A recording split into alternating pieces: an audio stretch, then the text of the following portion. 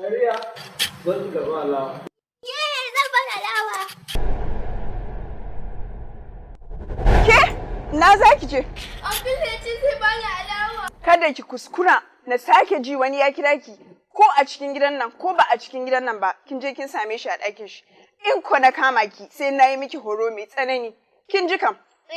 Yara, ku guji mu'amala da waɗanda za su yaudare ku da alewa ko kuɗi, don daga haka ne ake ɓata rayuwar yara. Ku kuma iyaye ku sa ido akan shige da ficen yaranku don gyara tarbiyyansu. Bikkoi daye onali worɓe on anda, be onali haba ɓe suuɗiɗo. Tabitine on matini saroji mon to goɗɗo ƴoni moɗon.